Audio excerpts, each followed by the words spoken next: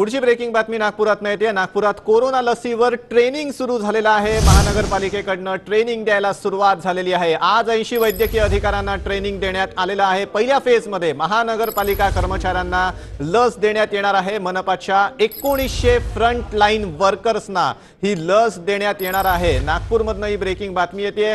नागपूरमध्ये कोरोना लसीच्या ट्रेनिंगला सुरुवात झालेली आहे। नागपुरात कोरोना लसीवर ट्रेनिंग सुरू झालेलं आहे। महापालिकेकडून ट्रेनिंग द्यायला सुरुवात झालेली आहे। 80 वैद्यकीय अधिकाऱ्यांना ट्रेनिंग देण्यात येणार आहे। पहिल्या फेज मध्ये महापालिका कर्मचाऱ्यांना ही लस देण्यात येणार आहे। मनपाच्या 1900 फ्रंट लाईन वर्कर्सना ही लस देण्यात येणार आहे।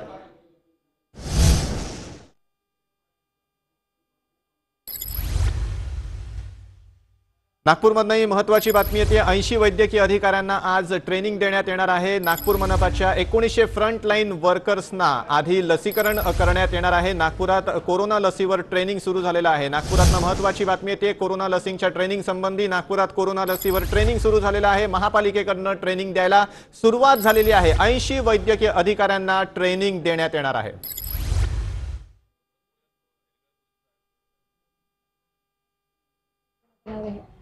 याच्यामध्ये आजचं जे ट्रेनिंग आहे मॅडम, आपले वैद्यकीय अधिकारी, शासकीय दवाखाने, UPSC, इव्हन IMA IIPचे प्रतिनिधी आणि आपले जे एकेडमिक वर्कर आहेत त्यांचंसुद्धा ट्रेनिंग आपण इथे करतो आहे।